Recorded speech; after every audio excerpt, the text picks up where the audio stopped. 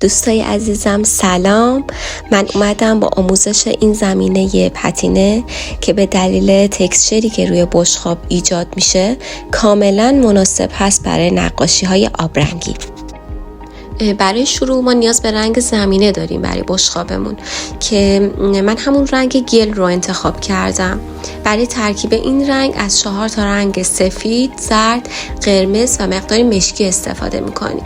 از ترکیب این 4 تا رنگ توناژهای مختلفی از رنگ اوکر به دست میاد که ما بسته به نیازمون و اون رنگی که مد نظرمون هست میتونیم مقدار هر کدوم از این رنگ‌ها رو کم یا زیاد بکنیم. در ادامه شما میبینید که من برای به دست آوردن رنگ مورد نظرم چه مقدار رنگی رو اضافه کردم تا به اون رنگی دلخواهم برسم. اینجا ویتو رو کات نکردم تا شما کاملا ببینید مراحل ترکیب رنگ رو.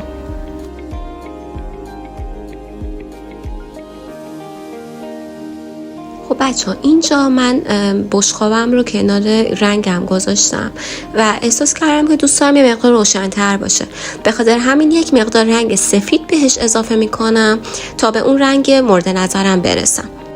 حالا نوبت رنگ کردن رنگ زمین است. به اون رنگی که آماده کردین یک مقداری آب اضافه کنید تا یک مقدار رقیق تر بشه، رنگ زدن باهاش راحت تر باشه و بعد شروع کنید به رنگ کردن رنگ زمینتون.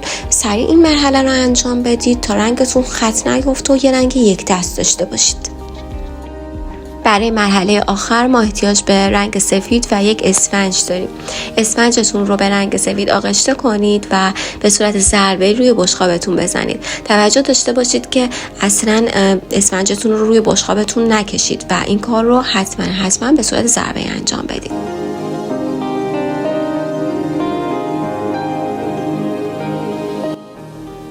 در آخرین بافت مورد نظرمونه که به دلیل اون حالت دوندونی که داره به راحتی میتونیم روش نقاشی آبرنگی رو انجام بدیم و خیلی جلوه زیبایی پیدا میکنه.